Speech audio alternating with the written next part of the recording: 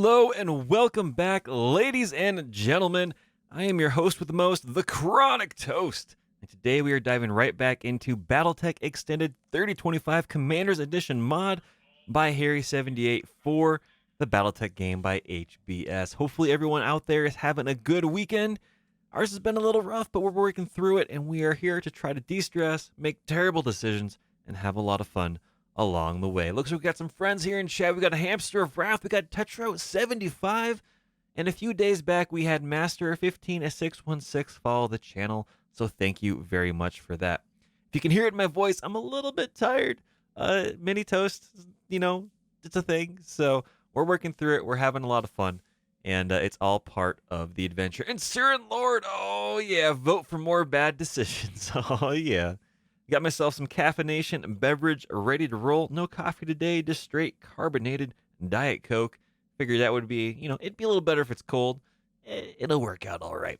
So where did we leave off? We're still here in Hassi RML, I think is how we're saying it. Not really sure if that's the proper way to go about it, but we are in the Draconis Combine. The year is 3052, May 5th. For those of you that are a bit more up on the lore than myself, well, the clans are invading. And as just from jumping to the planet we've been at, things are getting worse and worse and worse. I think right here is Tukiyid.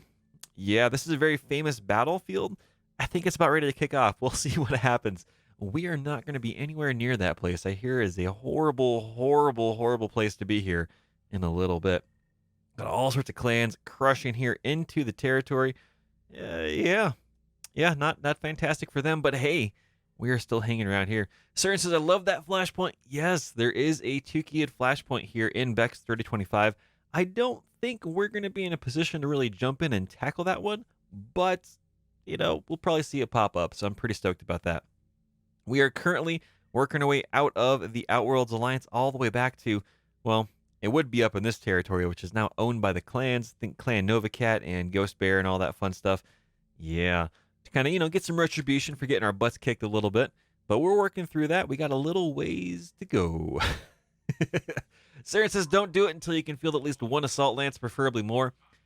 Yeah, we're still trying to get a medium lance filled out, so it's going to be a little bit, at least. Oh, man. Hamster says, if you forget everything else, remember to duck. Ducks are important. They got some interesting things and quirks about them. They fly by, they go quack, all that fun stuff. Hamster says, clan at Novacat whose heraldry screams at you. Yeah, that's a thing. So what are we doing today? We're going to go take a look at our contracts. Today's going to be a little bit of a shorter stream. We're going to try to go at least an hour, maybe a little bit longer. We'll see how it goes. See if the mini toast cooperates, and we'll go from there. So we are below 1.5 million C-bills, kind of our self-imposed limitations.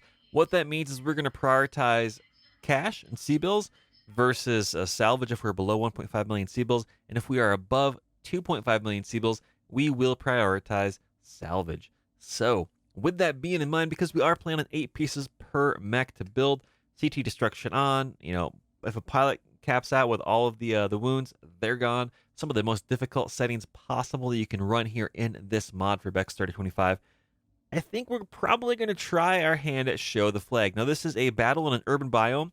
We're escorting someone in a Griffin, which normally isn't so bad, but with the recent updates here in 1.9.2.1, which we're playing with, let's just say if there are back shots on that Griffin, bad things are going to happen because, well, it's got ammo on board and that could blow up. So, Tetra says, I just retweeted a story in Russian about a guy who is raising geese.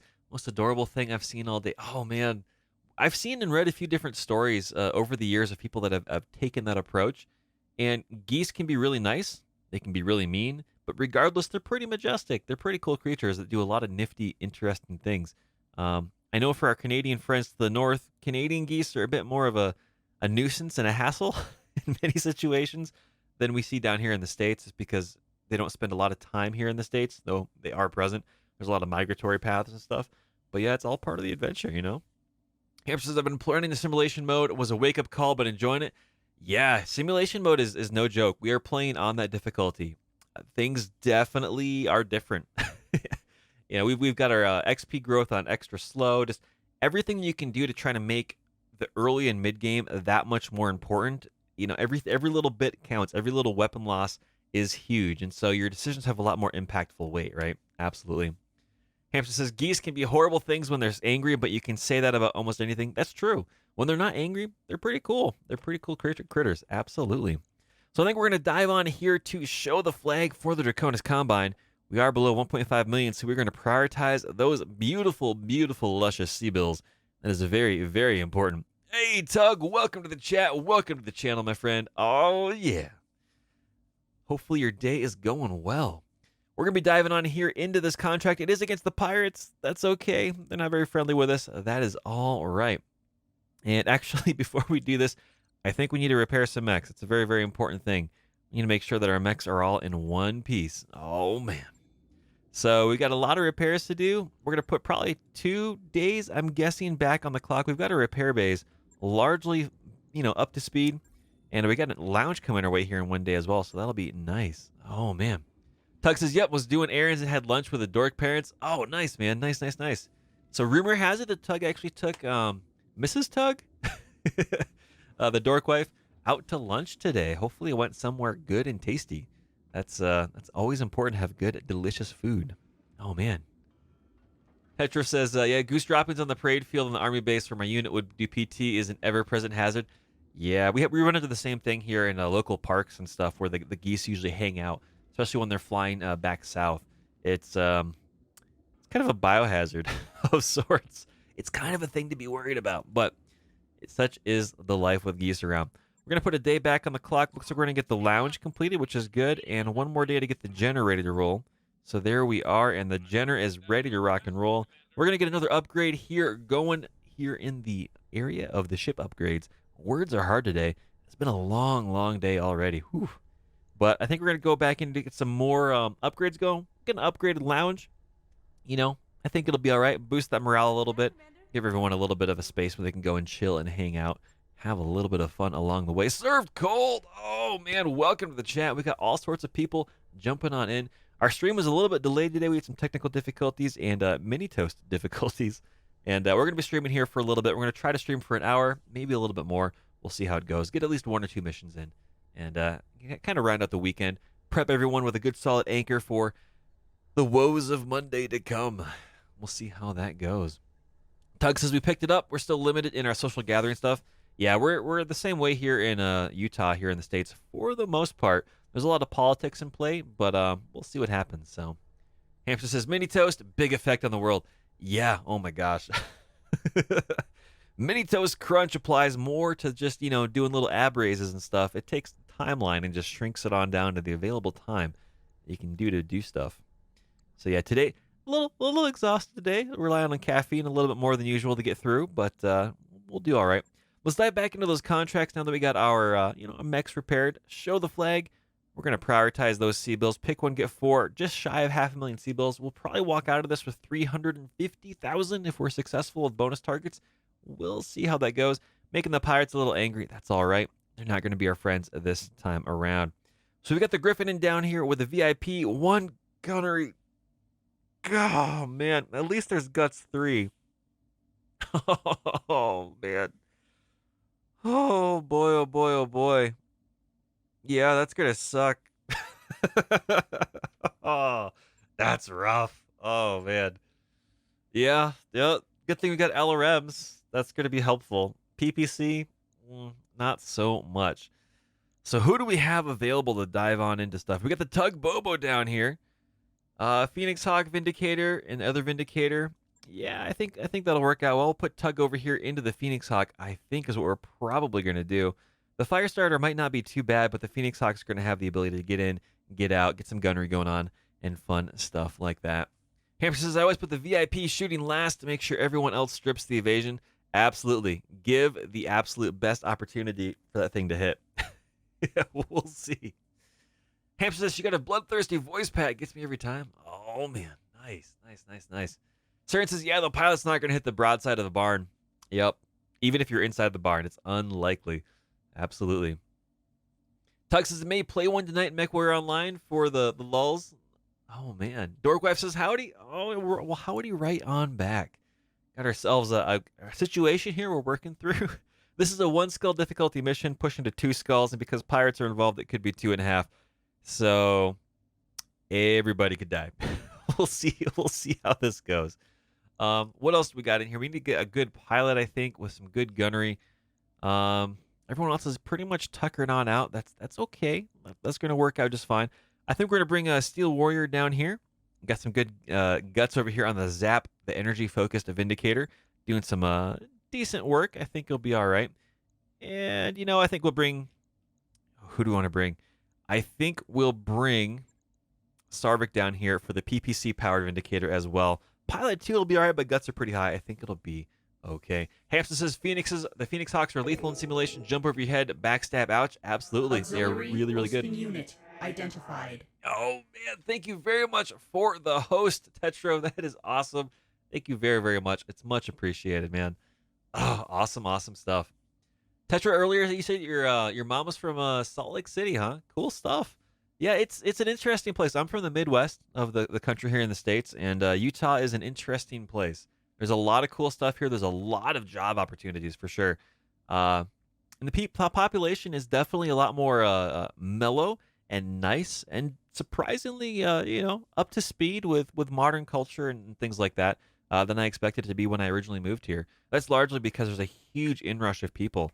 So Utah is going through a huge amount of change right now, and I think it's for the better. It might depend on your perspective, but I did definitely appreciate the summers here, the springs and the fall. They're a lot nicer. If you want to see snow, you can go see it. If you don't, you just hang out in the valley floor. It's all right.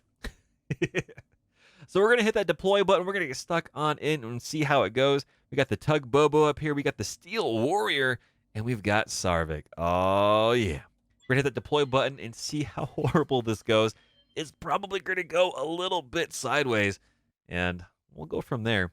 Again, I've said it for a few streams. It's something that's in the works. We're gonna get a pretty cool graphic here that we can pop up either as a dedicated scene within Streamlabs OBS, which is the program that I use to stream, or as a dedicated cool animation and stuff we can pop up here while we're dealing with some of these loading screens. Screams? Words are hard today. But yeah, it's all part of the fun. Oh man. Served Colt says I rebuild the Phoenix Hawk after every mission. The enemies definitely do not like it. Or maybe it's because Tank Hair is the pilot. Yeah, for sure. For sure. Hamster says excellent. I'm resting, no overheating for me. Yeah, they are a smidge flimsy, for sure. Saren says, you scream, I scream. We all scream for loading screens. Absolutely.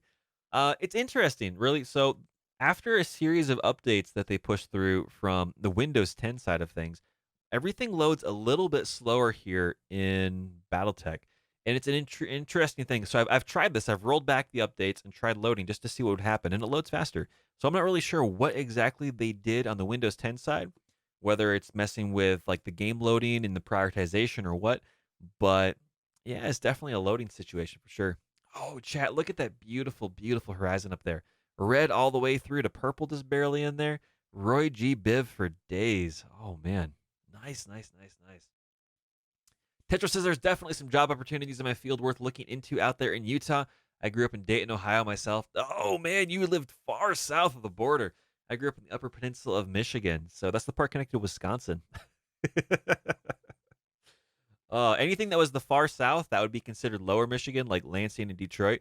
And then the deep, deep south would be past the Michigan-Ohio border.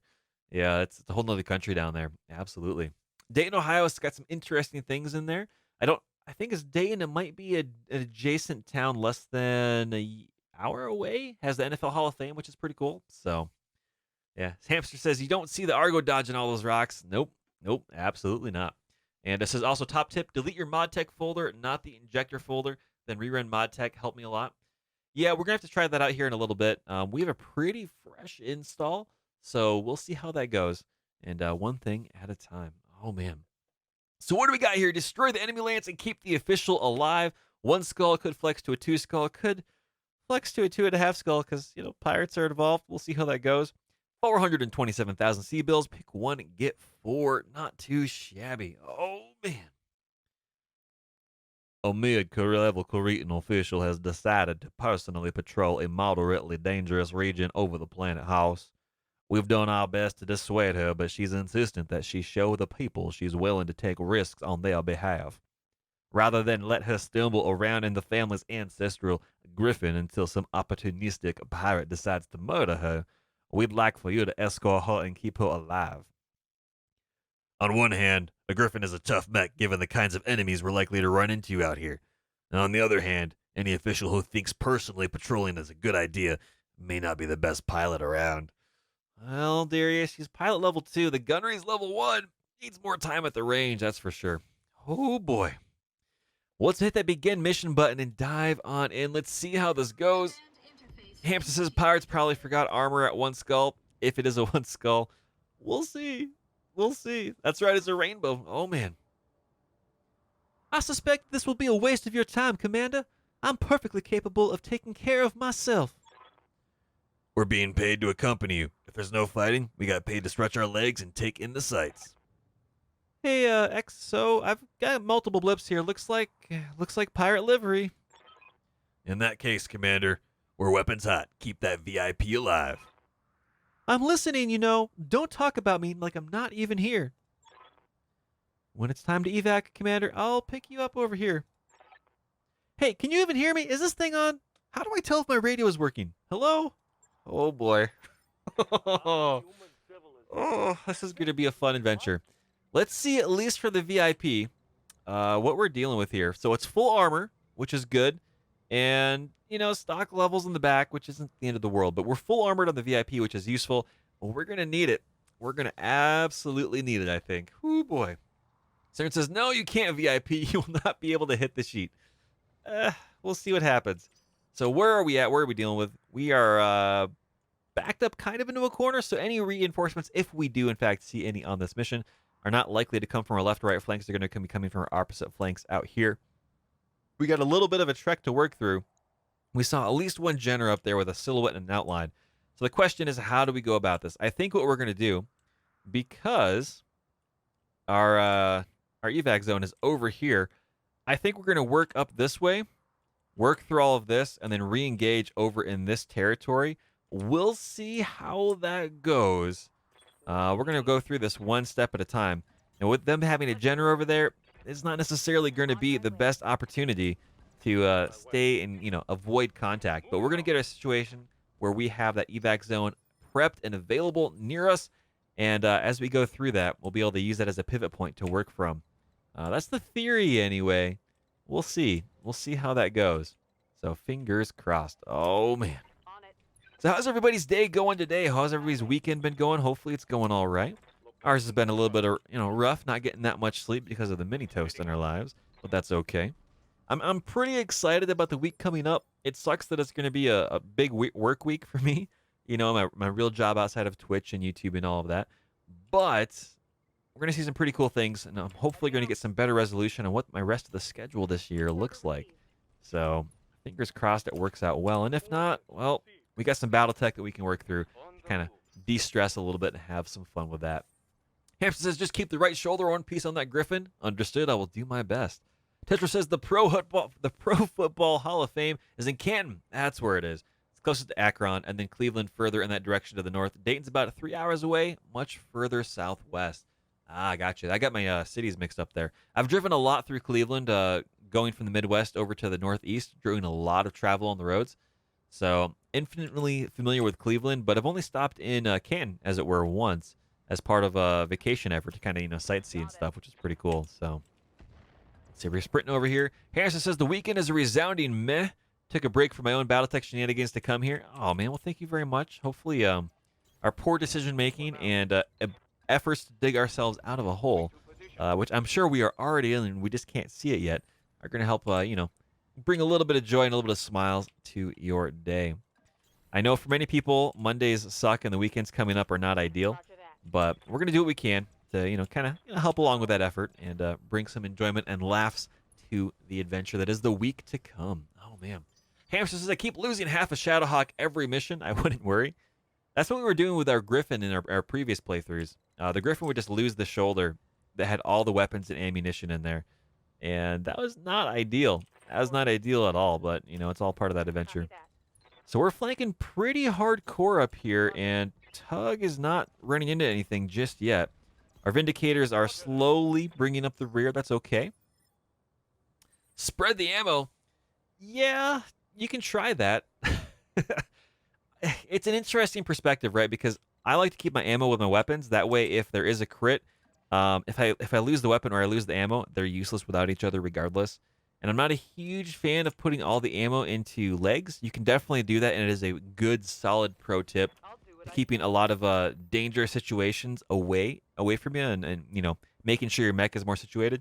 But it just doesn't seem like it's the most appropriate place lore-wise, right? You want to have the weapons and the ammo relatively close together. So fingers crossed. We'll see how it goes. Now, Tugboat was in a situation that we got to deal with here. We're going to get out of the way down here because we aren't in combat just yet. And so even if we got within line of sight with our weapons, we wouldn't be able to fire. So it's not the best situation to be in, but we're going to do what we can, and we're going to see what we can do to make it count. Our Vindicators are a little bit out of range, but we do have our evac zone back here. We can fall back. That should be okay. Hey, X, so I'm tracking an inbound blip coming in fast and low, like they're making a drop-off. Oh, boy. Keep us updated, Meyer.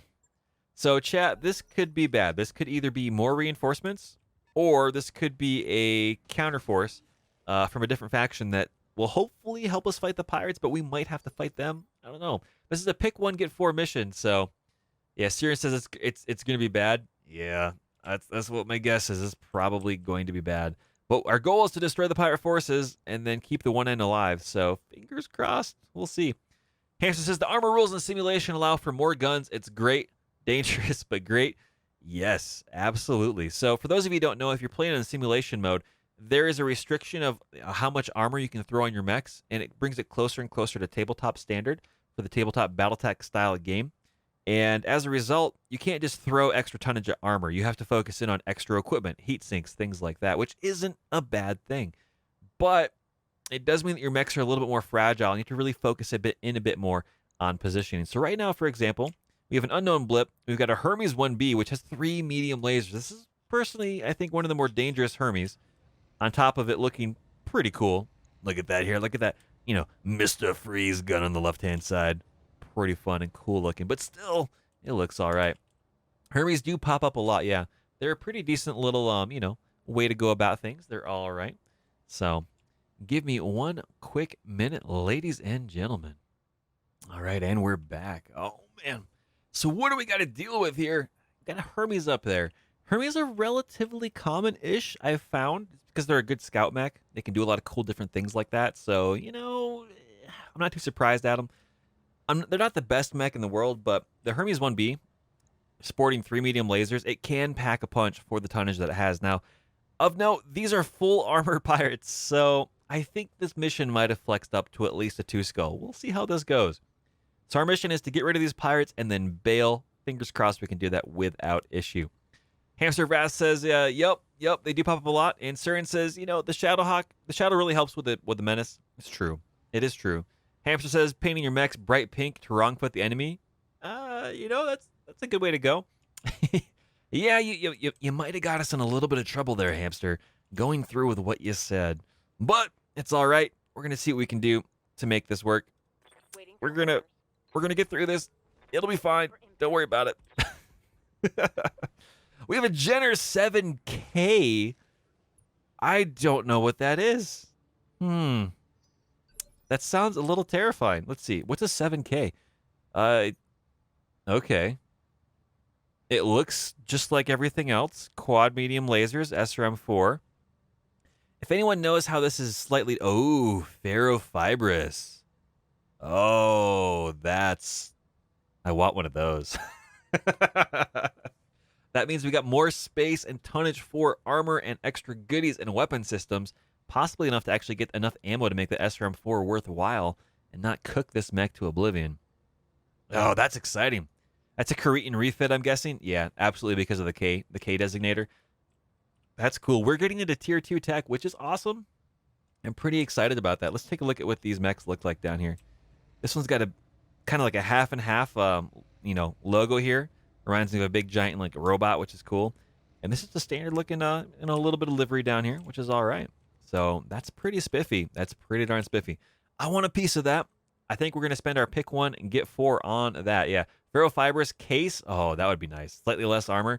I think having case on board would be helpful, especially if you're rocking missiles. But if it does take away from the armor you can load up, there's going to be a trade-off, right?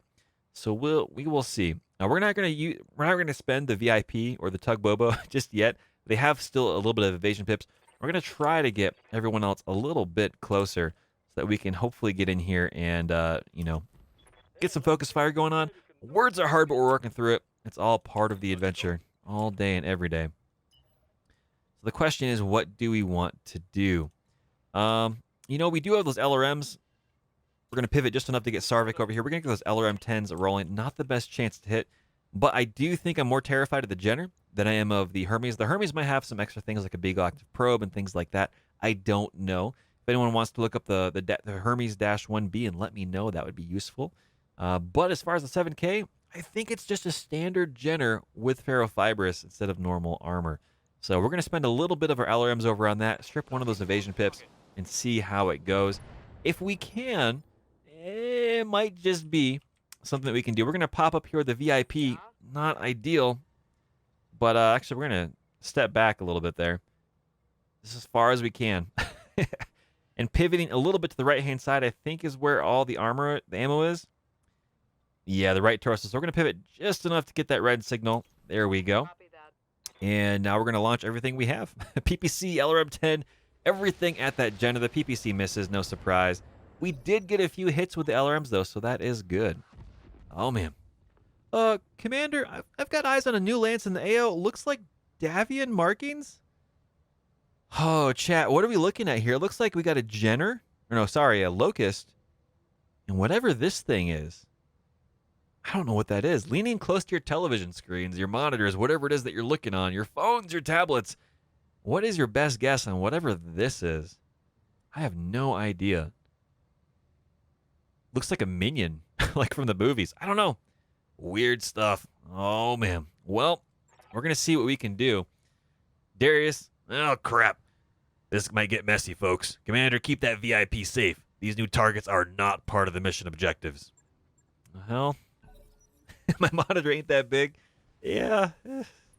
We'll see. We'll find out one way or the other, probably. Sarian says, well, it's Davian. So, that being said, we are only seeing two mechs and 2 mechs. So, this might not be as bad of a mission as I thought it might be. We will see. DFA is 43%. That's not really that great, but we are going to jump over here on the backside of this Griffin. Tug, time to get your back scratcher out. Let's rock and roll, buddy. Here we go with the Phoenix Hawk into the backside. We don't have enough resolve to do anything, but we will unload with our large laser, 2 mediums, and our small. Oh, yeah. Time to get back scratchy. Here we go. Structure exposed. Nothing that really was significant, but we did remove all of the rear armor on that Jenner. And there it goes, running on off. I don't think it was a fan of that. I don't think it liked what happened. Get some shots in after the VIP. That's definitely going to be their target. So it's something we got to keep an eye on for sure. The Davians are running in. Looks like they've got 2 up there, 2 contacts as well. We know one is going to be a Locust. No idea what the other is. Serve Colts as Fed Rats like Valkyries and Javelins as Lights. I would agree. It was a weird silhouette profile. I don't know if that was actually one of those 2 mechs. I'm kind of curious. So Hamster says, yeah, it might have been a Valk, but it looked too tall.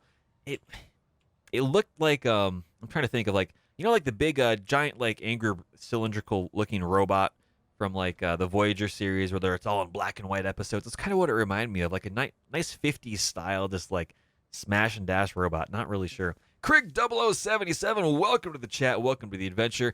Afternoon, Chronic, and chat. Oh, yeah. We're in an interesting situation. I'm not really sure how to handle it. We'll see how it goes. Seawall 101, evening toasties. Oh, man. Welcome to the adventure. Pop-Tarts for everybody. Time to break out the big box. Oh, man.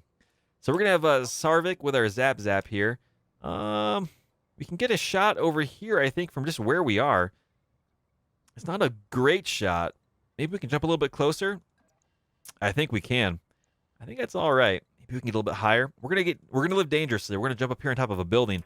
I know it could collapse. It could be bad, but we'll see. We can see the Davians coming in over there with the 2 mechs. My guess is this is not going to be the Locust. It might be. but I'm going to think the Locust is going to take the long way around. Here we go with a good amount of firepower rolling on in. This is a 7K Jenner with ferrofibers. I really want a piece of this. This would be good. That would definitely be an interesting thing. I've never run into one before, and I'm very, very curious to see how that works. So we're going to walk over here with Sarvik with that PPC medium laser and LRM-10. Not the best chance to hit, but we do want to get that ammo count down below half to at least 60. That way, when, not if, we get smashed with the internal damage, our mech doesn't explode. That's very, very dangerous. Missing with a PPC. Did get a few more shots with our LRMs. Not too shabby. And our VRP does have a good shot. We're going to keep backing up as far as we can.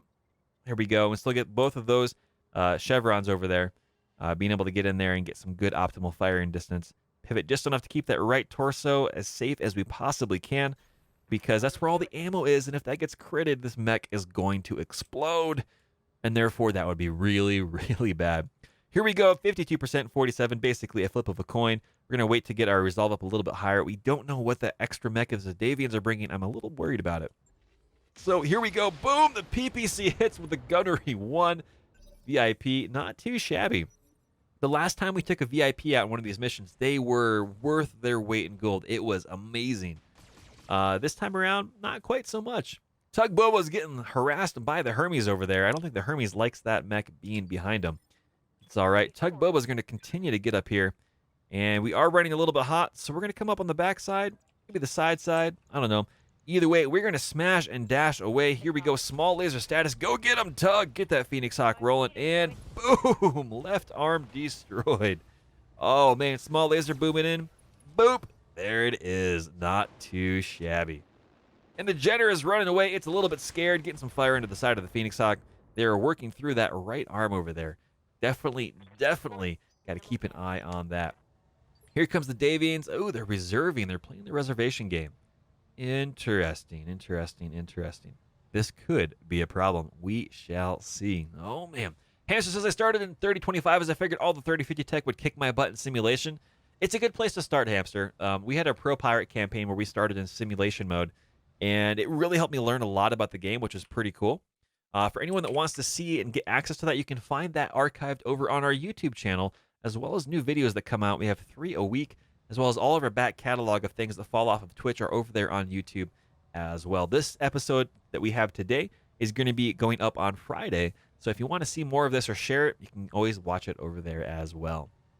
Tetra said, my game started in 3025 too. I figured I need to learn the basics all over the Inner Sphere before graduating to the all-new tech. It definitely helps. It really is more familiar to people that have played the core game, the core BattleTech vanilla gameplay, and then want to dive into the next best thing.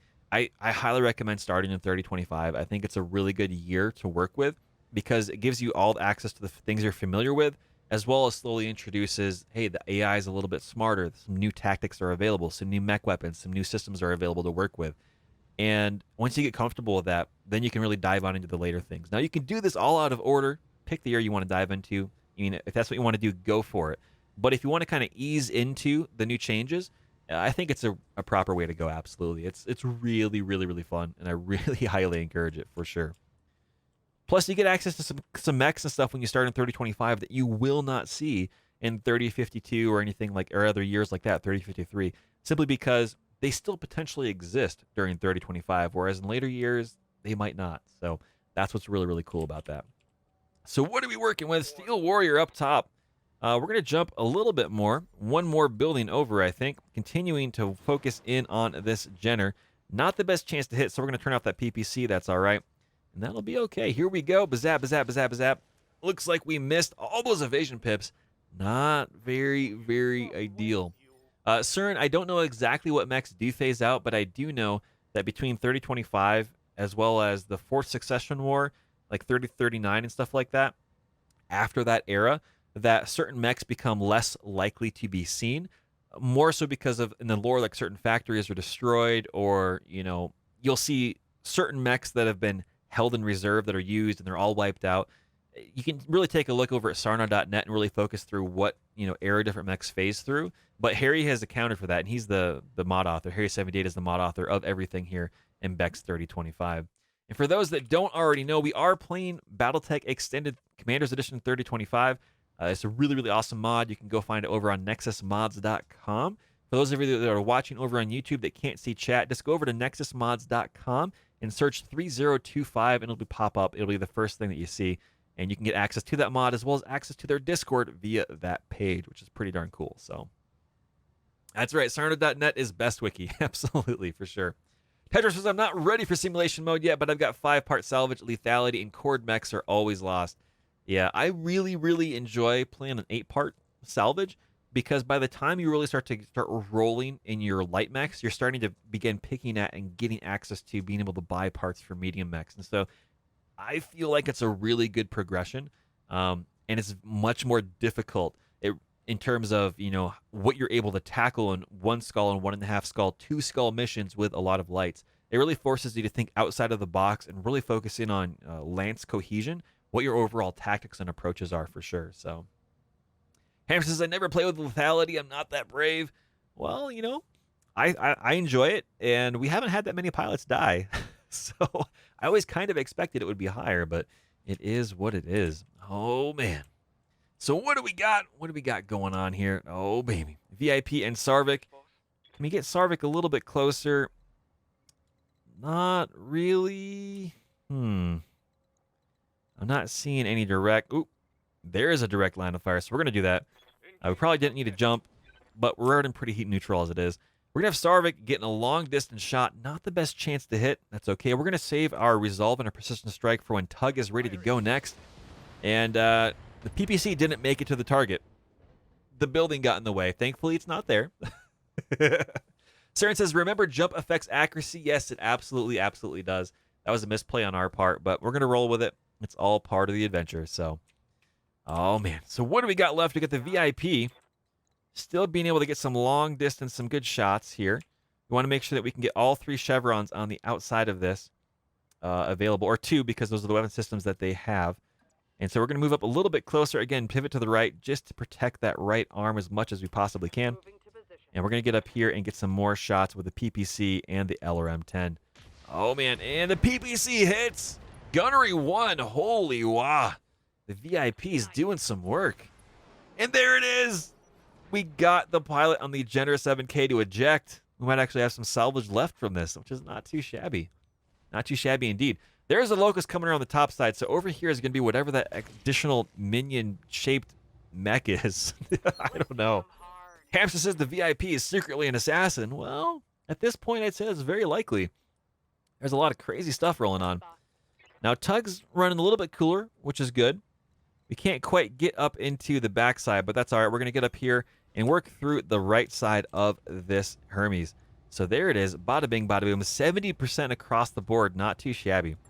We're getting some shots rolling in. Everything hits. Oh, boy. Sandblast the right arm, the right leg. Yep, there it is. And the Hermes is getting to our side, continuing to work, and they go for a swing and a miss. Oh, man. I don't think they've got any additional support weaponry, so that was a poor, poor call on their portion. I don't know if the pirates and them are on one page or not. I'm really unsure about that. But this is a 1v Locust. Nothing too scary, so that's all right.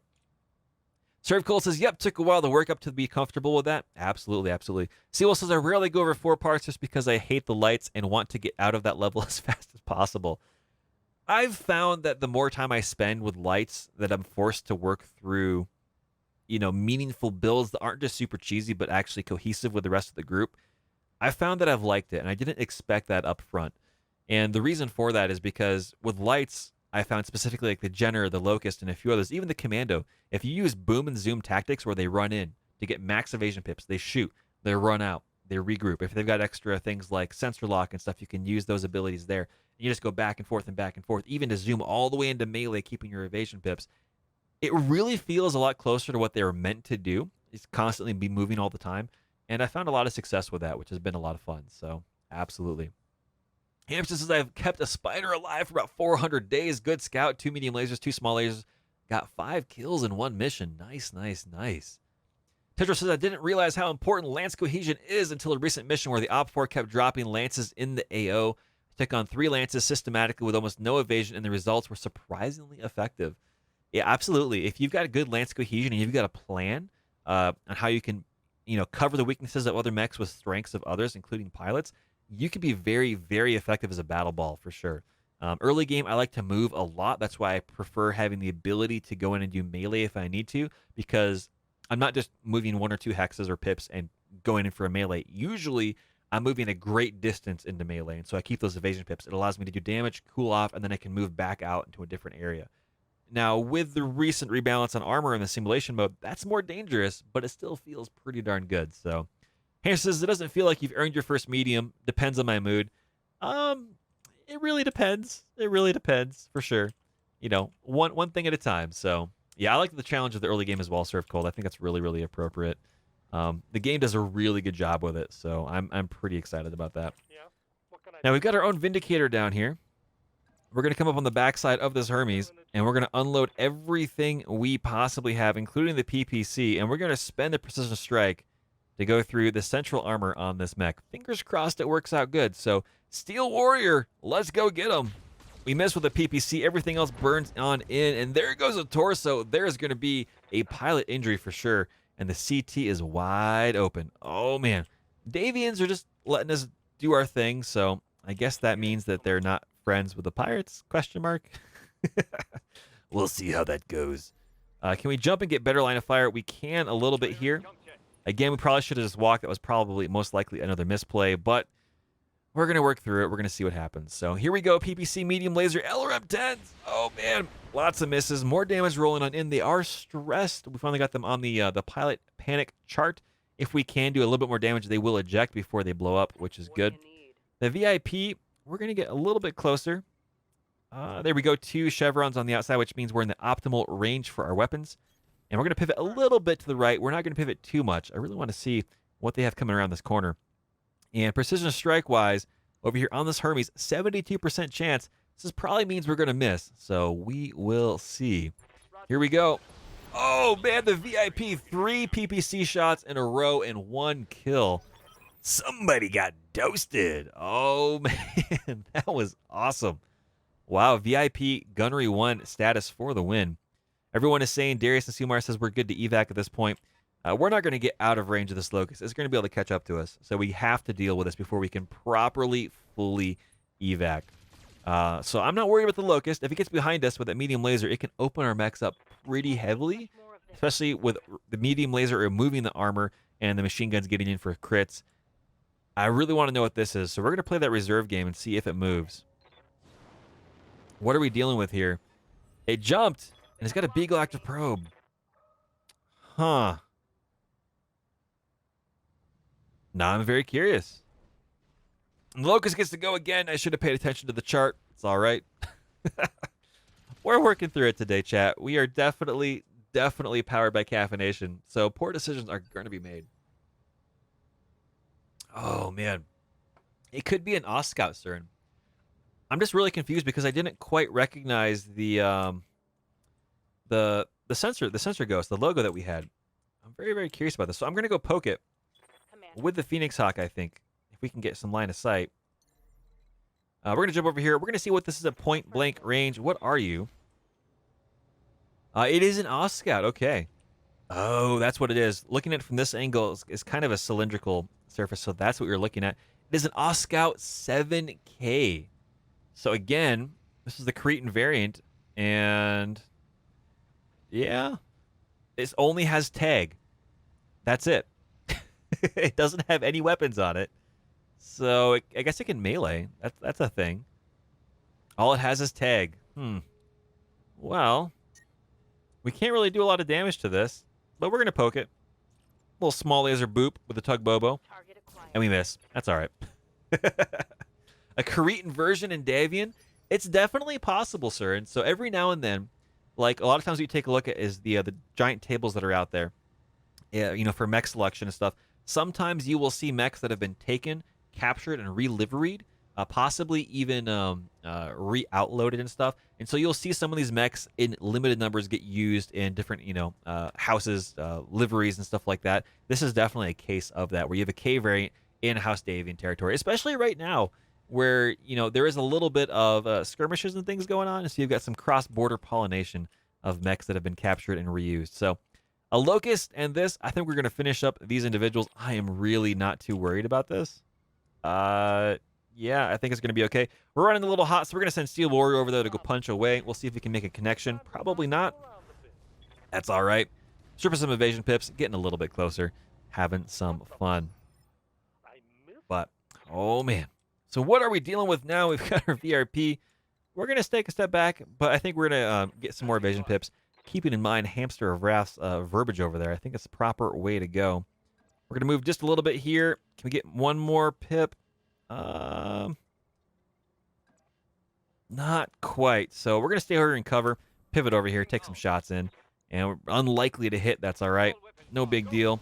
Get some more evasion pips stripped on over there, and it'll be all right. Hamster of Wrath is absolutely correct. Terrifying is the word I would use. For real, for real. We're going to stand back a little bit. Really not too worried about this, but we're still going to protect that right side just in case.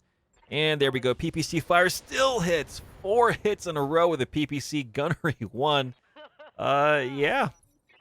That's pretty impressive. I'm pretty impressed. VIP is definitely not a 1 gunnery. There is more going on here than we can really understand. Oh, gosh. The Oscout came up and punched us in the leg. I don't think it's happy with us being there. It's not happy with that small laser getting in there and doing some terrifying, terrible stuff. We're going to have Tug come over here and shoot this mech in the back, because why not? That's what we got to do. We're going to turn everything on. There we go. It's a little hot. It'll be all right. We're going to even precision strike to make sure we can get through this. And fingers crossed it works good. So Tug, find that big red button for the heat override. Here we go. Oh, man. Boom. CT destroyed. Another mech down. And we are officially making toast, ladies and gentlemen.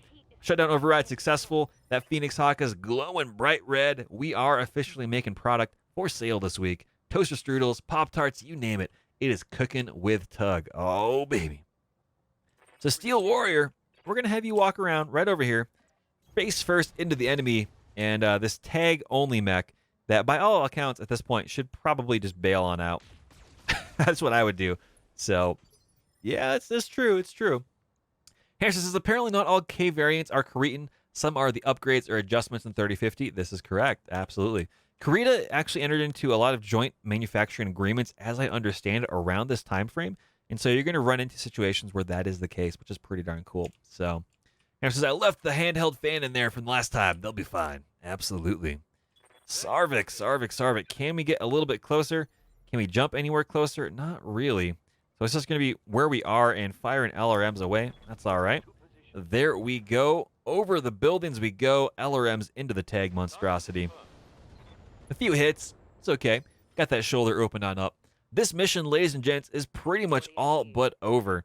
And that's all right. That's all right. We're going to wrap this up. Get ourselves some salvage. I really want that Jenner 7K.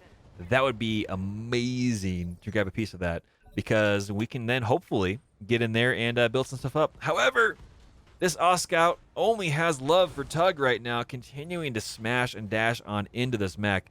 This pilot is crazy right now. He's being surrounded by a full lance. He's got no weapons, only has tag and his fists. So that's pretty impressive. So Tug, we're going to have you turn around and smash. Boom, we missed. Oh, man, we got a small laser, though, going on in. Boop, there he is. I removed all the arm ammo. Oh, boy. So pop quiz. Oscout with only a tag or a spider? Oh, man, Hamster. I'd probably go with a spider, just because you've got really, really good jump jet capability, and you've got 2 medium lasers. So, yeah, no heat sinks, only fans. Tetro, that is an impressive joke. That's normally I don't do this, but with +1 kudos. That was well played, sir. Well played. Oh boy. Yep. So what are we gonna do? We're gonna get in here with our VIP, try to finish this up. We'll see how it goes. Not a good chance to hit. Everything misses. Building goes down. That's all right. They are the VIP. They are the government agent, representative for this area. If they blow up buildings, it's on their dime. We're good to go. No concerns here. We're going to have the Vindicator step back a little bit. That's the goal if we can. I don't think we're going to have the angle, unfortunately. Yeah, we messed that up. But it's all part of the fun. We're going to brace that up. We're going to see how this goes. There it is. Spooter in that case. Absolutely, Craig. And Sarvik, we're going to get a little bit closer over here. But not too close. So Can we get a good firing arc? That's the next question. I think we can. Right here we go. Getting some firing arcs going on in, and boom, boom, boom. 2 missiles hit. This Scout is a wily little bugger. Absolutely. Jumping around. It looks like they're trying to bail at this point, shooting a small laser. No, that's not the small laser. That's the tag coming back at us. Well, I think we're going to start working our way toward the evac zone. That's definitely where we got to go. And if we have to go through a tagged Hermes to do so, well, then so be it. But we're going to work our way that way, and I think it'll be all right. We're going to unload everything we can every time we can. So here we are, zapping away, removing some of that evasion pips, removing some of that stuff. It should be all right. Hamster says, I find the vanilla vision cone not lining up with the torso twist takes a bit of getting used to. Absolutely, and that's a good point. For those of you that are new to BEX3025, what you have here, and I'll kind of illustrate this here in a moment. So we're going to get up relatively close here, just because we're starting to evac ourselves out. So you have, for example, this 120-degree arc of the vision cone. In the normal game, all of your front-faced weapons fit within this, and you can draw beads of line of fire on your enemies. What this means now in practice in BEX3025 is this is where your front arc of your mech is facing. And so largely what this means is if you're in the middle of this and your enemy shoots at you, you're going to take it right to the face. If you're near the edge of this, there's a chance that they could, work on your left side or your right side. But here in BEX3025, you got to pay very close attention because right now, in this position, if we move here, you can see that we'll be drawing a line of fire with this red line to our enemy. But if you pivot a little bit too far, even though we're still within this 120-degree cone arc up front, we're not actually getting our line of fire still within there. And the reason for that is some mechs have limited torso twist. It is a quirk on their mech. It's a negative quirk where they can only fire within a smaller arc of fire in front of them. So keep that in mind with your mechs. The Vindicators and the Jenners definitely have it. Other mechs like the Urban Mech can fire outside of the front 120-degree arc because they have the ability to twist their top all the way around R2-D2 style and get some firepower going on in. So point blank range, firing a lot of stuff, that's all right. Working through and doing some damage. Got a torso removed. That is going to be a pilot injury for sure. And Steel Warrior, we're going to be able to get them a little bit closer. Again, we're working towards our evac point and firing at the Oscout along the way. We're going to use Persistent Strike to try to boost our ability to get some damage on in. And we missed with the PPC. We hit with a medium laser and doing a few little bit more damage. So nothing super, super crazy there. Hamster says, Irby pilots have very strong inner ears. Yeah. Being able to whoosh whoosh around is a pretty good skill, I would say. For sure. Here he is, a PPC LRM-10. Ugh. We missed this time around, but we do some more damage with the LRMs at point blank range. I'm very impressed with our VIP pilots so far. They're doing some work. Tug is going to get in here and smash and dash away. Here we go, going for that melee impact with the small laser, and there it is. Left arm destroyed. Small laser coming in for the nose boop, and it misses. Oh, man. And it's just going to tag on back. It's not even going to move. I think this pilot has given in. It's thrown in the towel. We just got to chew on through this, and it'll be all right. Sarvik, we're going to get in here and try to do some melee as well. Why not? Let's see if we can't get this mech to go away. There's a miss. We don't have any support weapons. We are getting some damage going in. That's the goal. So we'll see. And here comes Steel Warrior getting a little bit closer. Getting some more shots firing on in. Missing with the PPC. More medium lasers rolling in as well. The pilot is finally stressed. Ladies and gents, what is it going to take to get this mech to go away? That is the question.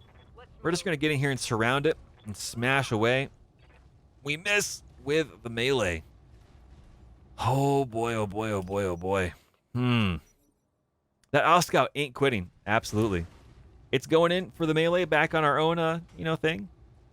I don't really know what to say. I'm a little bit at a loss for words here. This is unprecedented. Absolutely unprecedented. We're going for the melee again. Apparently, we can't hit the broadside of a barn, so golly. Left leg, left torso destroyed. There's 2 injuries coming on up. That should be enough once it hits the dirt. That should be a pilot incapacitation or a pilot ejection. Fingers crossed. There it is. Pilot incapacitated. Seamire says we are good to go. So let's go to that loading screen. Let's go and get our loot. I'm really excited about that. This mission, I was worried it would flex upwards to a 2 skull, but I think it stayed at the 1 skull difficulty, which is really, really nice. 450,000 C-bills. Not too shabby. That's right, the pilot broke before the mech did. Ain't that a selling point for the Scout? Holy crap. Keep the metal. So that's the important part. Tug Bobo getting a little bit damaged up. Only 3 internal. We can paper mache over that for our next mission. Not too worried about that. Now, we are going in here. They want to keep this salvage. Absolutely not. We're going to refuse that. We are going to get ourselves a 7K piece. This is cool. So let's see what the 7K has to say as far as its, mech description and all that fun stuff. The Jenner 7K frees up half a ton by upgrading the armor to ferrofibrous. This provides virtually the same armor protection while allowing space for case to protect the SRM-4 ammunition. Unlockable affinities are comfortable, light plus mech, striker plus, and second nature. So as you get more and more time in this mech with a specific pilot, you're going to get access to more and more ability. We're talking about plus 10% movement, additional resolve generation, additional piloting, additional gunnery, things like that, which is pretty cool. You can see down here in green, you've got the ferrofibrous armor, which is a mech quirk. Armor weighs less than standard armor, which is very nice. Case locations protected by case. Highlighted in green in the mech lab will vent ammo explosions out the rear of the mech, destroying rear armor and applying only 5 structure damage to the location, which is cool. But then, of course, you've got the negative quirks, which are pretty darn standard here on Jenners. No/minimal arms, plus 2 extra to hit penalty when standing up. Basically, it takes a lot more work to stand up, and you're going to be less accurate that turn that you do so. As well as no or low torso twist, the mech's angle of fire is reduced by 60 degrees. The standard is 120, so this means that you effectively have a 60-degree fire arc that you can work with. But we're going to try to get that one piece. That's really, really exciting. And we got a piece of the 7K as well, which is awesome. The 7K Scout was introduced in 3050 and replaces the medium laser with a tag laser designator, sacrificing its limited offensive capability to allow it to designate targets. Otherwise, the 7K Scout is identical to the 7J model, and while utterly defenseless, is still swift enough to escape from most danger. In this case, they stuck in it and they stayed around. Oh, man. But you can see down here for the mech quirks, improved communications, they can see through a single ECM ghost effect. So if you're running ECM, this is a pretty nice mech to have around. Same thing for improved sensors, perform a sensor lock on all short-range enemies, longer cooldown in shorter range. This is an excellent, absolutely excellent support mech. If you're limited on tonnage, and you still want to have one of these mechs around to kind of help give your accuracy a boost, this is an excellent mech to choose, which is pretty awesome. So, Tetra says, one thing I'll give the Scout, for a light mech, it can hit like a freight train when the chips are down. Absolutely. Absolutely. Yeah, it's also hard to torso twist when you have no torso. That's true. It's very, very true. So I'm pretty happy with that. We got some good parts, which is excellent, which is really, really exciting for sure. And possibly put at least one weapon on it. I would agree, Hamster. Or at the very least, just load it up with arm mods so it can punch like a medium or a heavy. Maybe a little bit more. That would be interesting to see, right? It's got the probe, and then it just has 2 big, giant, beefy arms. That would be a lot of fun. I think that'd be worthwhile. So I think we're going to go in here, and we're going to go for one more mission. I think, assuming we have the pilots. Let's go take a look real quick if we've got enough pilots in order to do so. We've got Harry, we've got Toast. We need to get 2 more pilots back into the action. So who is the next pilot here? Who are the next 2 pilots that we need to get back going? We got Tank Hair, as well as Hamster of Wrath, it looks like. So if we do 3 days, we'll be ready to rock and roll. So we're going to go put the days back on the clock. We're going to May 10th. That is the goal. Before we finish that up, we should probably repair that one Phoenix Hawk. Now that we're mentioning it, it's going to take 1 day and 1 day only to get that repaired. That's okay. 900 C-bills. So there it is, May 10th. All the crew that we need are ready to rock and roll. Everything is ready to move. We're going to go take a look at contracts one more time. Hamster says, it takes 3 days for me to sort my hair out. I'm not tired. Oh, man. Hamster's got those luscious golden locks on his pilot, which is pretty darn cool. We are in the middle, above 1.5 million C-bills, so we can take some missions here that pay relatively well and give some pretty decent salvage. Stubborn Surrender could be good. This one here is an assassination mission. Now, we're not going to max the salvage out on this because, well, it's not what we're going for just yet. We want to make sure we get a lot of pay. So I think Stubborn Surrender, which could pay relatively well, is going to be a solid choice. We'll see how this goes. So it looks like we're working for the Draconis Combine and against pirates as well. So this is a 1.5 skull. This could turn into a 2.5 skull and technically turn into a 3 because of the pirates.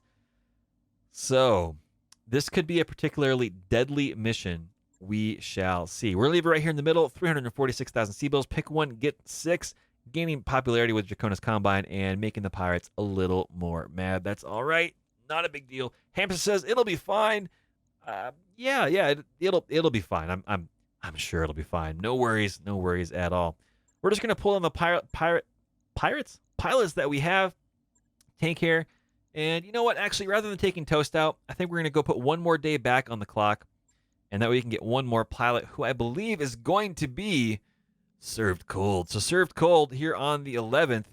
You are ready to rock and roll on potentially one of the most dangerous, deadly missions that we have around here. Oh, man. So again, Stubborn Surrender is the one we're going to dive on into, and we'll see how this goes. Leave it right down through the middle. There it is. Oh, yeah. So we've got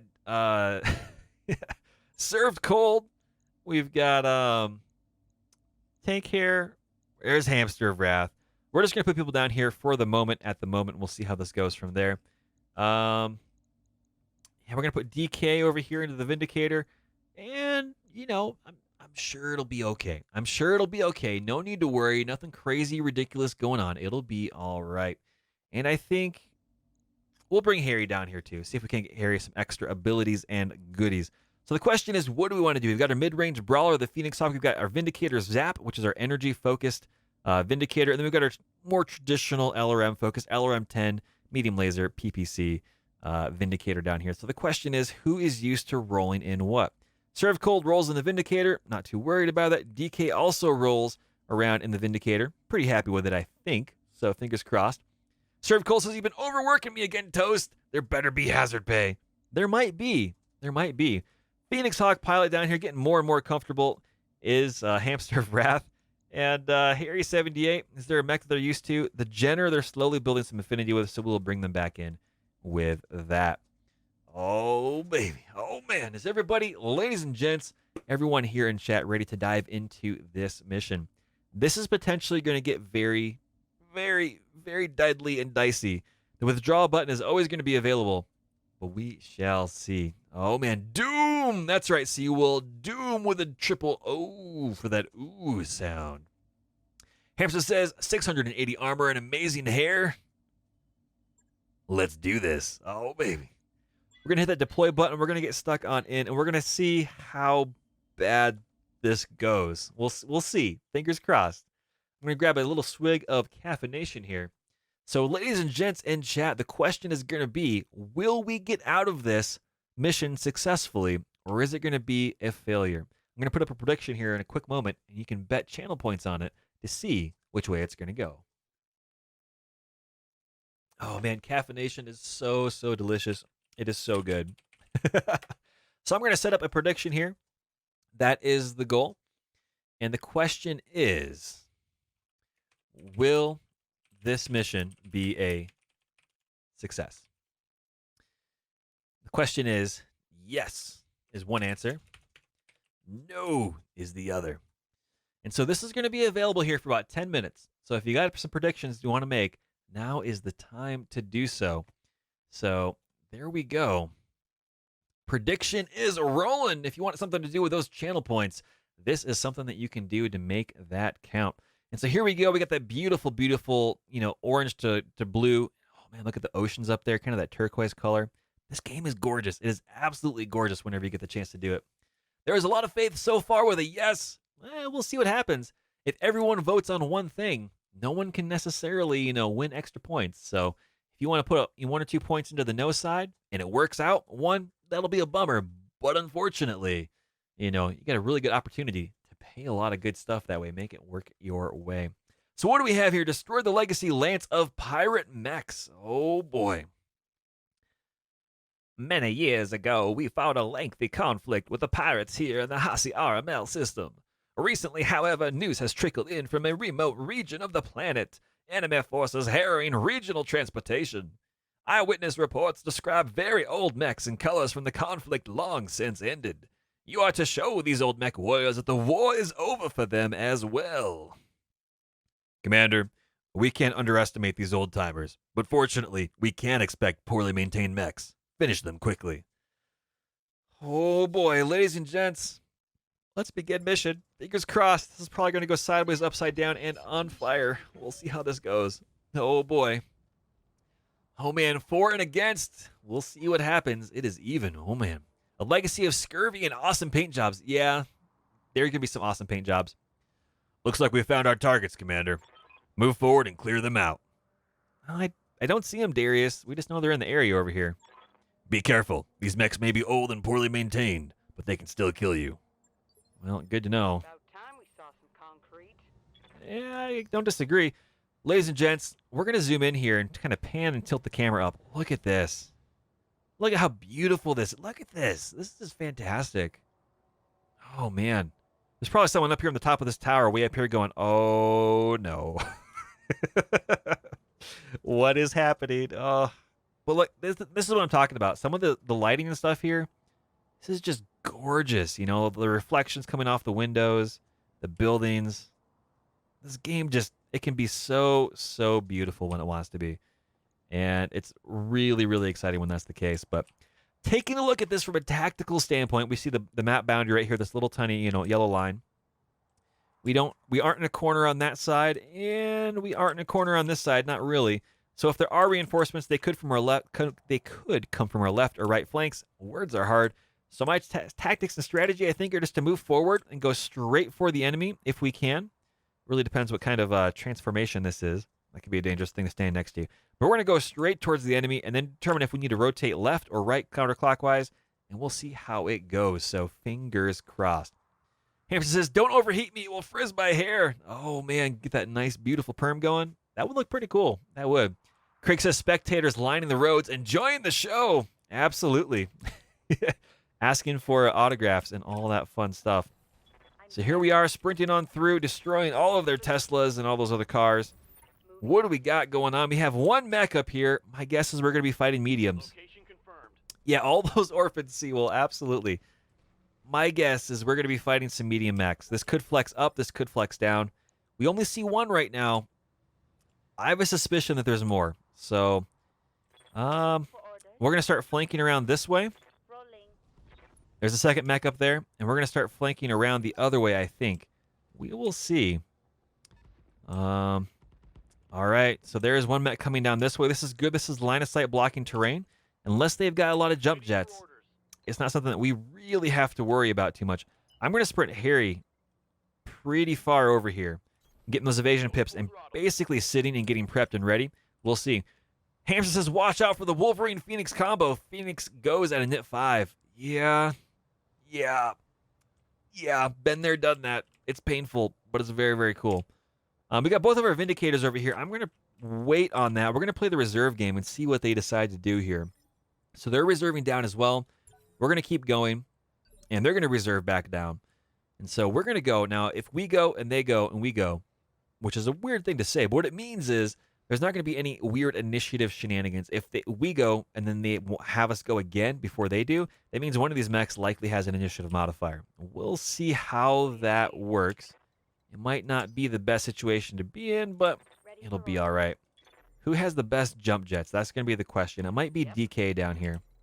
They do. Not really getting a good opportunity here to get some fire in anywhere. So we're just going to, instead of jumping, we're just going to sprint a little bit up here into the cover and get prepped so that we can take advantage of whoever we need to shoot at. We can do that. So there are no additional modifiers rolling in, but they do have a Wolverine 6R up here we have to keep an eye on. So that's going to be something worthwhile to note. And we can get a direct fire over here, it looks like, just barely, with served cold.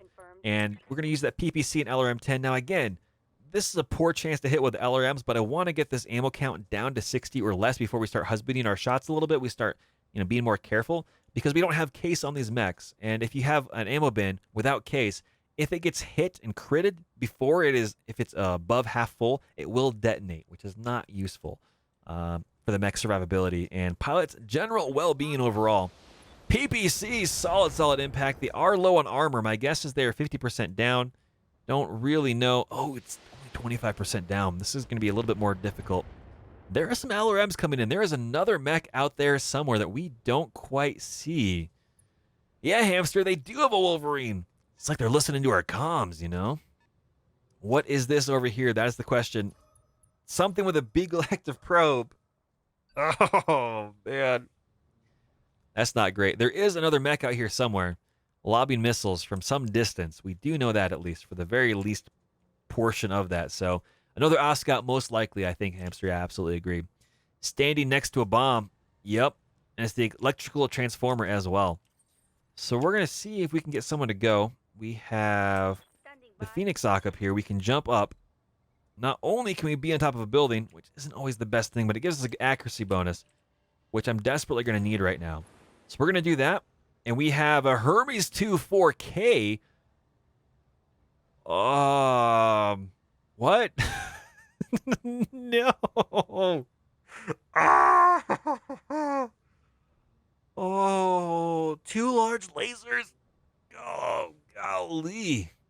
Yeah, I know. I'm not going to shoot this thing, but we're going to shoot this thing instead. But two large lasers. Gross, man. Absolutely gross. Ugh. Ugh. There we go. A bunch of fires rolling on in. There it is, detonation station. Boom, lots of damage rolling on in. Backsides are opened up. They're significantly softened up. Unknown mech jumping in. Is a Griffin 1N. That's a problem. Building's still standing though, so we're still okay. Hamster of Wrath, you're doing good. I figure we can just Spider-Man, our way across buildings. It'll be okay. That's right, toasted. Bada bing, bada boom. Harry is out of position, so we're gonna send Harry skedaddling along as fast as we possibly can. Hang on to the camera, ladies and gents. Here we go. Sprinting over here to try to draw their attention. We got the evasion pips. We should be fine. Fingers crossed. The enemy is reserving. That's gonna work out all right for us, I think. We're going to send DK jumping up and around somewhere.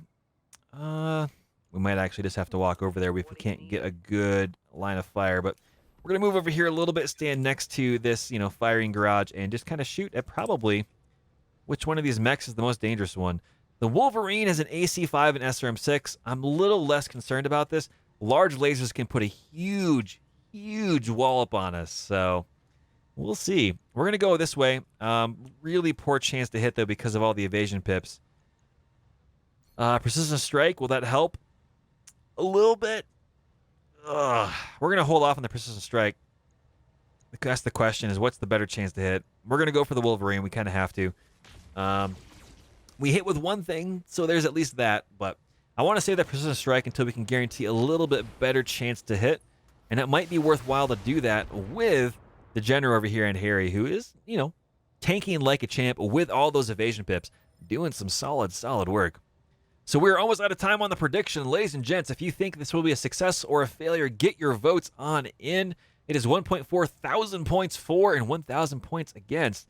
It's a good opportunity to get some extra channel points and have a little bit of fun along the way. So served cold with the Vindicator. Can we get some better fire? We can if we jump on top of a building. We missed it, the big one, but we got it on part of one, so that should be okay.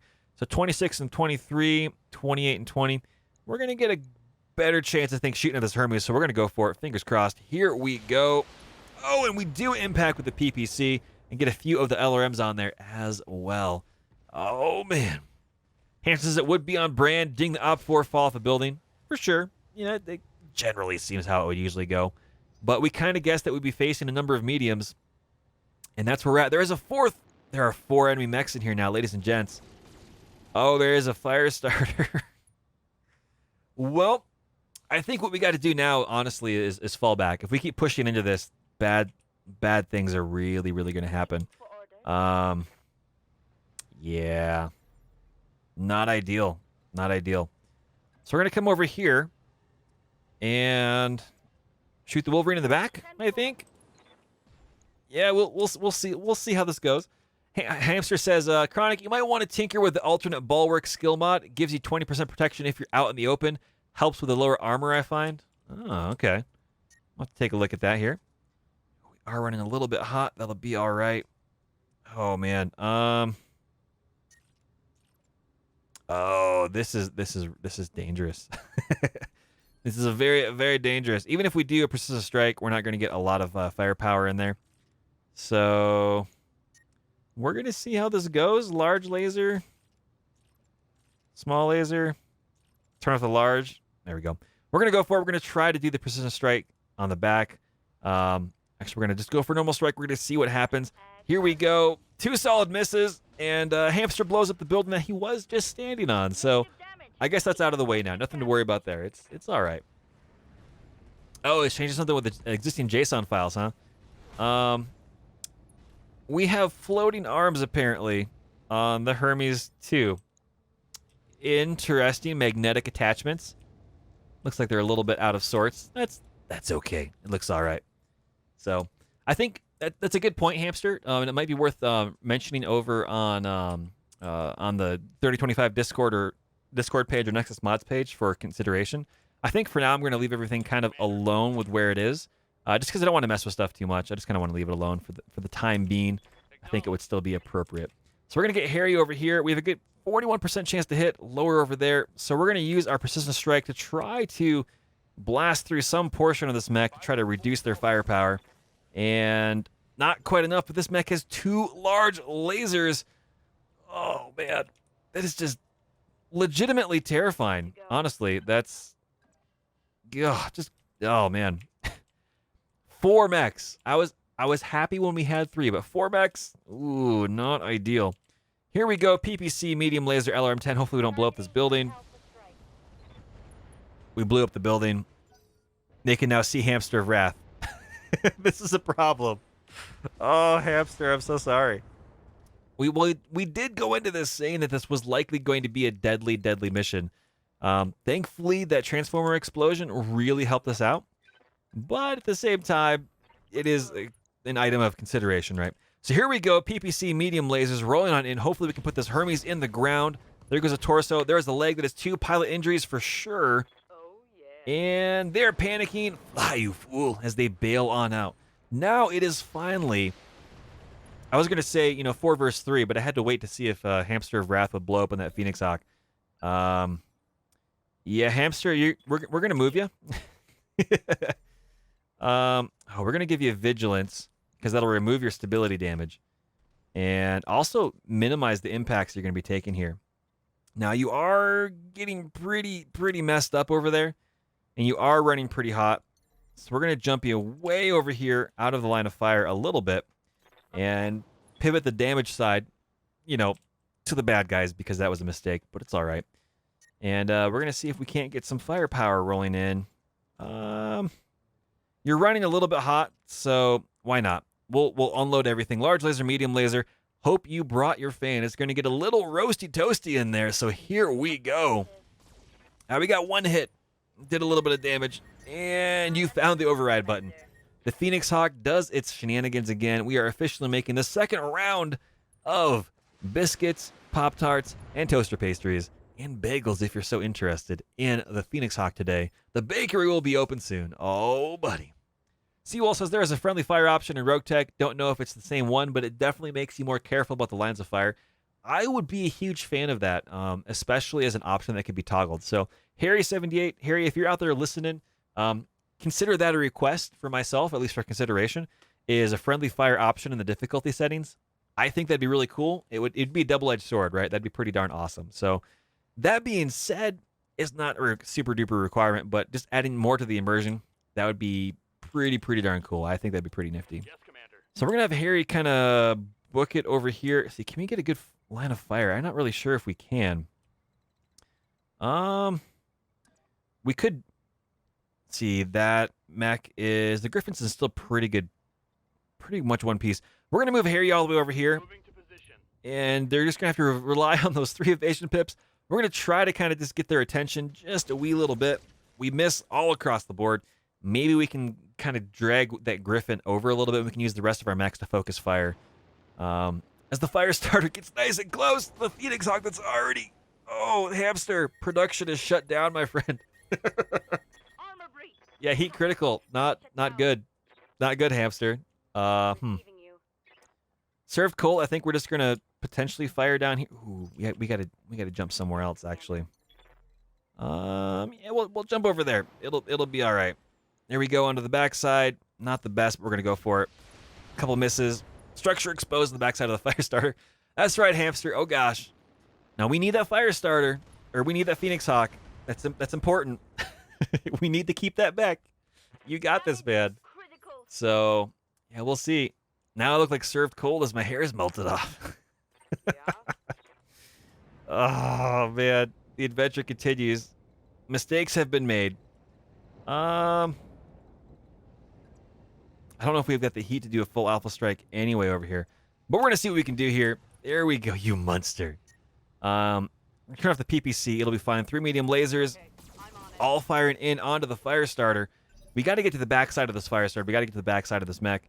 But first, we got to have Command. Hamster of Wrath start their mech back up. They got a little roasty toasty. Got a little overzealous in their production. And thankfully, the fire starter is over next to a coolant exchanger, which will do some damage to this mech. So that's pretty exciting. I think Data King is outside of the influence sphere. Receiving you. We'll have to see.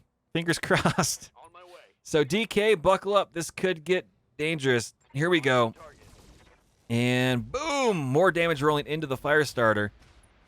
Flatten that one. It's took a little bit of damage, not a lot, but this acts as a cooling area now, so we can go stand into that, which I think will be nice to help Hamster of Wrath cool off just a little wee bit. Oh no, Hamster of Wrath, your CT is wrecked. Take many more of them. Oh man, what way did it have you stand up? At least you're front towards the enemy, so at least there's that. At least there is that. I think this is a cooling effect. Cooling generators do a little bit of damage, but I think they also provide a cooling effect too. I could be wrong on that. On it. Coolant splash minus 15 heat. Yeah, they do, which is nice. They do a little bit of damage up front, and then, you know, it's beneficial afterwards. So point blank range. We missed with everything with DK. Oh no. Targeting system. Oh, this has all gone horribly wrong. I don't even know what to say. And there's a Griffin up top. Oh no. Phoenix. Oh no. Chat. F said chat for Hamster.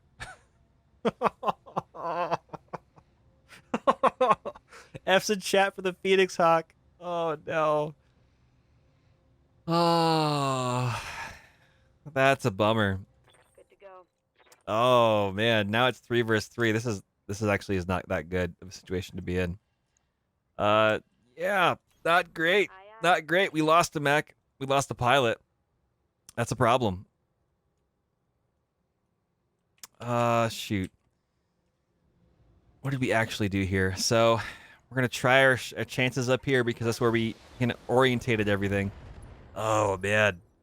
Yeah, I'm at a loss. I'm at a loss. This is not a good situation to be in. Absolutely not. I'm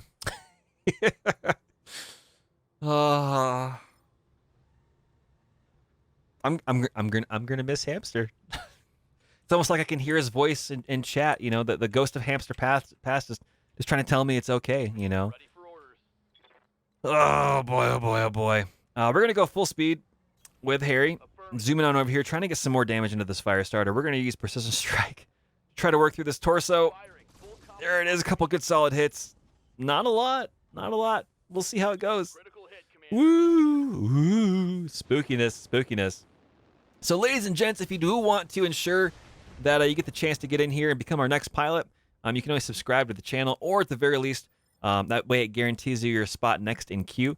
If you do want to be a pilot potential for selection, if we don't have any subscribers that are in queue, and right now we do not have any subscribers currently queued up, you can hit that follow button and we'll pick from a pool of our next pilots. So we will see how this goes. Standing by. The Vindicator, the Zap variant, we're going to move over here a little bit more. Try to get some more firepower into the backside of this mech. Try to get this fire starter to go away. DK's got to do a better job of hitting. This is definitely not going to cut it. Oh no, more firepower going in, more damage. This mission is definitely going to be not worthwhile. I have a sneaking suspicion that really just a lot of bad things are happening, and it's not paying off in the way that I had hoped for, but you know, it is what it is. Confirmed. Here we go, fire into the front side. There it is. Finally, right arm destroyed. There it is, right torso destroyed. Trying to avenge Hamster of Wrath a wee little bit. That fire starter is the one that shut down production. We lost our second round of production. So if you had orders, set aside for bread and toaster pastries, you're going to have to wait. That factory got blown up, a.k.a. the Phoenix Hawk. So, yeah. Craig says his hair is still awesome, though, even in death. This is true. I would agree with Served Cold for sure. There is an open slot for pilots right now, absolutely. And the way that usually works is we'll pull from, the next time we go to grab a pilot, we'll pull from the available list of people that have followed the channel.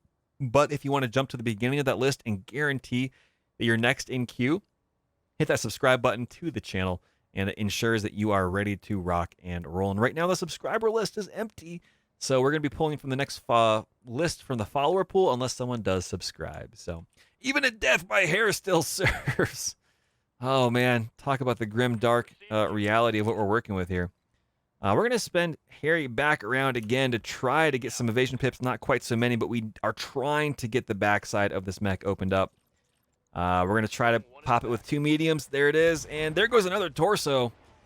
That is 2 injuries into that pilot. And they are stressed. Panic level is critical, but they're still in the action. The Wolverine is backing up and taking a shot at their Vindicator. Oh, not good. That's really, really not good. This is going to be an expensive mission. Serve Cold walks his mech over to see if Hamster's hair can be salvaged. I'm here. Maybe. There's a really good chance that it indeed could be. But, one thing at a time, one thing at a time. This fire starter is so tanky. Okay. Just go away. There it is. Data King 1 finally connecting with all those shots. Target destroyed. Apparently just didn't want to do that beforehand. So Crick says the memorial has a statue of Hamster's hair. That's right. You smell a burnt chicken. Oh gosh. Shots going into Harry in the Jenner. Hamster of wrath. Hamster of wrath. Oh boy. Well, we're going to move a little bit closer up here with the Vindicator. We are running hot. Who do we want to target? We're going to go for the building up here. Firing on. And there we go. Bottom floor coming up. Do a little bit of extra damage here to this Griffin, at least to the legs. Get some more damage rolling on in, which will hopefully help us out a wee little bit. So Darius was not kidding. While these mechs are old, they still can hurt us. And they are definitely hurting us a whole lot right now, for sure. We're going to move over here and pivot around. Use this coolant chamber a little bit to help cool us off and get some more firepower going in. This mech doesn't really have a lot of damage on the front side. This one is interesting because we could go for the legs. Yeah, we're going to go for it. We're going to see what happens. Did some more damage going internal. A little bit more to the legs, but not quite enough. There's the Wolverine backing up to more cover of the ruined buildings. Left torso, left arm destroyed with DK. Oh, this is getting expensive, chat. This is getting very, very expensive. We're going to back up a little bit more. And so that would be our left side. We're going to pivot our right as much as we possibly can, if we can. And there we go, a little bit. And we're going to fire off this way, using precision strike if we can to go for the legs. Fingers crossed. There it is. Some damage rolling on in. Not quite a lot. There's only 2 left on the internals. Oh, boy. Craig says even though Hamster can't walk out of the cockpit, his hair can. Extra hold. Oh, yeah. Yes, Commander. Served Cold, we're going to continue to have you fire as you move closer. Affirmative. And you're running a little bit hot, but we're going to keep trying to pound this Griffin into the ground. There it is. There it is. Can we remove the leg? And there it is. One leg is gone. There's going to be a pilot injury coming on up. Good. Whew. It is 2.5 versus 2. That's right. They are burning the toast. Sometimes when you go to do toasting of bread and bagels and other things, it doesn't go to plan. Sometimes you put it in for a little bit too long, and it's not just burnt, it's carbonized. Oh gosh. DK, buckle up. Hold on in. That shot went This internal. mission, there's a lot of mistakes on my part for this mission as well, and there's just really some poor rolling here, unfortunately, for the way things have gone. We're going to have Harry move a little bit more as well, getting that evasion pip, and we're going to focus in on this mech. Some more firepower. Here we go, here we go. It's not quite enough. Oh, the Wolverine is going over here to try to get some shots into the Vindicator. The CT is still holding, which is beneficial. We got 19 left on the other leg here of this other mech, and if we can get enough damage in there, it might be worthwhile. It might indeed be worthwhile. Pivot just enough. Understood. So we're going to keep launching fire away that we can. There it is! Both legs destroyed. DK finally taking out the Griffin, taking it off at the waist. Oh, man. Quirks says, it's only Data King 1. It's fine. Hamster says, yeah, almost every shot you're firing isn't hitting the same spot more than once. It's true. Seawolf says, I think Hamster must have used hair gel rather than hair gel. With the J versus the G. Ooh, I see what you did there. Oh, man. Receiving you. Served cold. We're going to get you up here into this spot where it's nice and cool. Mission confirmed. And get some more firepower rolling on in. Bazap, bazap. Sensors impaired. I thought we were off to a really good start with blowing up this transformer over there. But apparently that didn't quite work out the way that we had hoped for. We're going to see, can we get Harry behind? We can.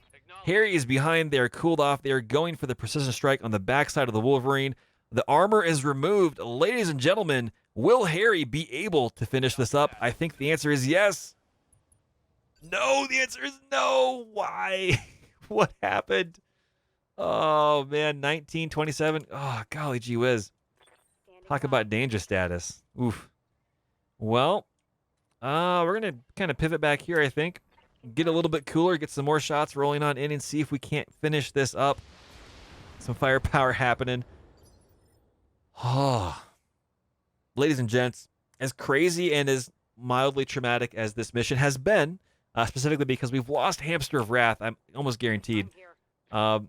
I'm really, really appreciative for the way that this game has been updated by Harry. This has just been so immersion fulfilling. It's been so good. There it is. Right arm, right torso destroyed. There is a pilot injury for sure. Scored a The question is, where is... And there they are. They've had enough. They don't want the toast treatment. They've bailed on out. Excellent work, Commander. The zone is clear. The board is green. Let's go home and pick up a memorial for Hamster of Wrath. Oh, man. There is a jump structure from the 45s to the 55 tonners. There absolutely is, Hamster. That's also why a lot of times your 45 and 50 tonners feel like you can put more weaponry in there, but they don't have quite as much armor. And the 55 tonners, you can feel like you can put less in, but you've got more armor and structure. So, Hamster says, I might not be dead. Probably you're dead, Hamster. We'll see how it goes. We'll see how it goes. Fingers crossed. I have my fears. I have my doubts. Morale is holding steady, so you know. DK, and there it is. F's in chat. Fill the chat with toasters, everybody. Fill the chat with burnt toast brigade toasters. Oh man, Hamster of Wrath with beautiful hair. Oh man, sad day. All the burnt toast. Oh man. Well, the flip side is we got some cool salvage we can pick from. So at least there's that. We can go for a Griffin, which I think is what we're probably going to do. Wolverine. We've got a lot of parts of a Wolverine, actually. We could go for one of those, too. So that's the question. Griffin or Wolverine 6R? Chat, what are we thinking? Do we want to salvage a Wolverine and build one up, or do we want to salvage up a Griffin and go down that road and try to get a few more pieces? We could build a Wolverine right now, I think, right off the bat.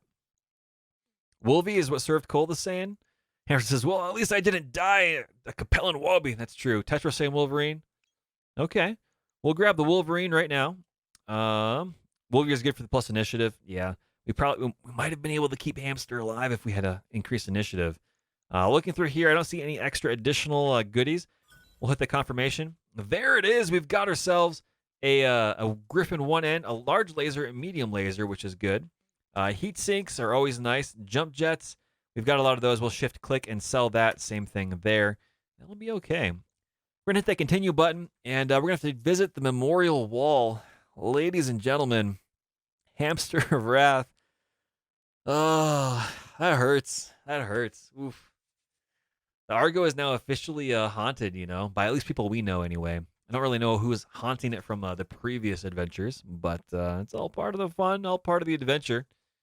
And you never know. We might actually run across Hamster of Wrath's cousin, brother, sister, twice removed. I don't know. We'll see how it goes. We're going to hit that continue button, and yep, everyone's yelling at us. Hamster of Wrath has died. Oh, man. Memorial wall. What do we got going on here? There it is. Nisha Frank, recruit with the company from day 0 through the first 131 days. 3 deployments, 3 injuries taken, 6 mech kills. Basically had a pretty high body count, doing a lot of good work here. Oh, man. Let's look at the details there. Athletic, spacer, military, periphery. Hamster of Wrath was a periphery commoner. The life of a commoner is much the same of throughout the periphery, where conflict and limited resources make a hardscrabble existence with few opportunities. But they were an enlisted Navy recruit before joining up with us. Dropships function as result of massive application of manpower to operate and maintain a variety of barely understood technology. For those with dreams of space, regional navies are always an option. The next option, of course, was the mercenary unit, the breadbox privateers. Hamster of Wrath, your hair will live on, and you will be missed. Well, on to something else. Oh, man. What do we want to do next? So, ladies and gents, we have an open slot in our barracks. Next stream, we are going to be picking someone to fill that role. We will definitely be doing so. We will be either selecting a follower of the channel, or if someone wants to subscribe or receives a gift subscription that is not already a member of our current crew, you will have the next available slot and will be guaranteed that addition to the company. So with that, ladies and gentlemen, we're going to be calling it there for today. I've got a few other things that I need to do here around the house. So again, I'm going to switch it over to the stream thank you page. We're going to save it up here just to make sure the game does not get corrupted.